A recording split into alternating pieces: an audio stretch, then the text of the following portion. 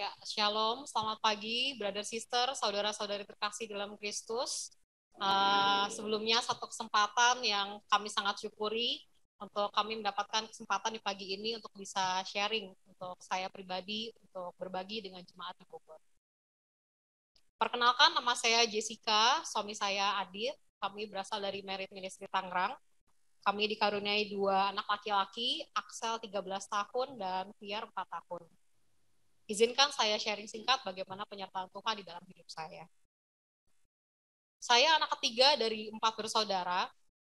Saya tumbuh dibesarkan dengan latar belakang keluarga yang kurang berfungsi atau dysfunctional family. Apa yang terjadi semasa saya masa remaja, gambaran besarnya adalah orang tua yang selalu bertengkar. Kedua cici saya mulai ikut bertengkar hingga akhirnya satu persatu mulai meninggalkan rumah. Semua anggota keluarga keluar dari rumah dan kami terpecah-pecah. Di dalam keluarga saya tidak pernah terbangun koneksi. Tidak terbiasa ada kata tolong, minta maaf, atau terima kasih, apalagi bicara dari hati ke hati. Koneksi saya dengan keluarga yang tidak sehat ini, saya temukan ternyata memberi dampak besar, membuat diri saya tidak merasa secure atau merasa aman. Saya merasa tidak bisa cerita apa saja, tidak percaya diri, begitu banyak merasa takut dan tidak aman untuk bisa membuka diri. Tahun 2009 ketika saya menikah dengan suami, saya bersyukur memiliki pasangan. Saya bisa merasa aman dan nyaman dengan pasangan. 7 tahun pernikahan kami tidak pernah bertengkar. Dan saya banyak dipandu oleh pasangan sebagai pengambil keputusan. Tetapi saya masih pribadi yang sama. Saya hanya cenderung mengikuti dan saya sadar saya banyak berlindung di balik pasangan. Titik balik hidup saya ketika di akhir tahun 2016, saya dan suami mulai memutuskan untuk Bible study dan memutuskan menjadi muridnya. Saya banyak tertusuk dan rasanya seperti tertampar ketika dibukakan kebenaran firman Tuhan. Saya dari latar belakang Kristen, tetapi tidak pernah membaca dan menggali firman Tuhan.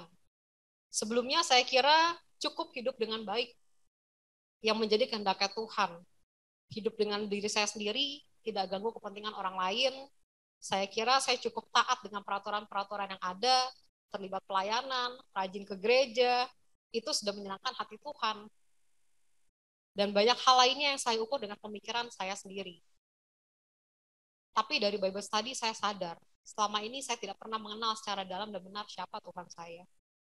Saya baru mengerti bahwa Allah adalah kasih. Perlahan-lahan saya baru mengerti bahwa saya berharga di mata Tuhan, dengan latar belakang saya tidak mudah. Saya baru mengerti bahwa Tuhan punya rancangan dan Ia menghendaki untuk saya hidup di dalamnya.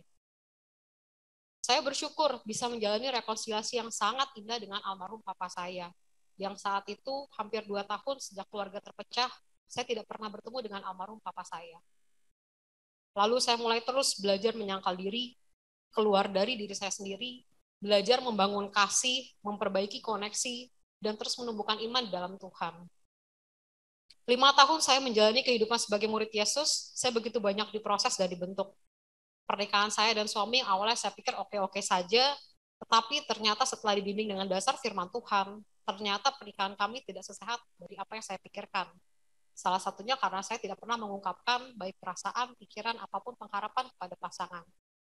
Kemudian seringkali ketika diberikan tantangan, saya begitu banyak tipuan iblis yang bisa merasuki pikiran saya. Kadang saya merasa tidak layak, saya merasa tidak punya kapabilitas yang cukup, saya merasa saya tidak sebaik orang lain lebih baik dari saya, dan begitu banyak tipuan iblis lainnya yang bisa mengganggu pikiran saya. Dari awalnya saat saya menjadi murid, saya ditantang melatih komunikasi saya dengan pasangan, kemudian saya belajar dilatih untuk spend time dengan sister, kemudian saya mulai terlibat pelatihan atau event-event, mulai memimpin Bible study, mulai dipercayakan memimpin satu grup bersama dengan pasangan, sampai sekarang kami dipercayakan untuk melayani di Merit, Tangerang Barat, Teens Ministry, dan Kids Kingdom di Tangerang. Saya ingat, saya seringkali menangis karena saya begitu merasa takut dan tidak percaya diri. Ketakutan saya begitu besar, tetapi saya bersyukur saya selalu mendapat banyak support dari sister-sister, dari pasangan, dari pembimbing, juga dari grup. Saya banyak berdoa, terus belajar mengandalkan Tuhan, dan tidak memakai pemikiran dengan ukuran saya sendiri. Area mana yang saya takut, itulah yang saya mau coba lakukan. Ayat yang tadi dibacakan di Matius 26 ayat 39 mengingatkan saya bagaimana Yesus saat di Taman Getsemani, ketika Yesus merasa gentar, merasa tidak sanggup, tetapi Yesus mau terus taat untuk melakukan, memikul salib sampai mati di kayu salib. Yesus lakukan karena tahu ia melakukan pekerjaan Bapa. Hal ini menyadarkan saya bahwa ketika saya memutuskan hidup menjadi murid Yesus, hidup saya bukan lagi tentang diri saya, tetapi tentang Tuhan. Awalnya saya cuma berusaha untuk taat aja. Namun saya menemukan bahwa setiap tantangan yang saya hadapi justru membantu saya untuk belajar mencari keamanan di dalam Tuhan. Secure in God. Setiap tantangan yang saya hadapi menjadi proses pemurnian untuk saya bisa terus makin mengandalkan Tuhan. Hal ini membuat hubungan saya dengan Tuhan terasa semakin intim. Dan saya merasakan seperti memiliki satu kantong kasih yang begitu besar dari Yesus yang memampukan saya untuk terus melakukan pekerjaan-pekerjaannya. Saudara-saudari sekalian, saya mau mengajak untuk kita terus melihat pada salib Kristus yang mengajarkan kita untuk terus percaya dan berpegang kepadanya. Saya mau mengencourage untuk kita keluar dari diri kita, untuk terus ditajamkan lewat setiap tantangan yang ada, dan terus melewati proses pemurnian dengan terus mengandalkan Tuhan. Karena setiap proses pemurnian akan membantu kita merasakan rasa aman di dalam Tuhan dan hubungan kita semakin intim dengan Tuhan. Terima kasih, Tuhan Yesus memberkati.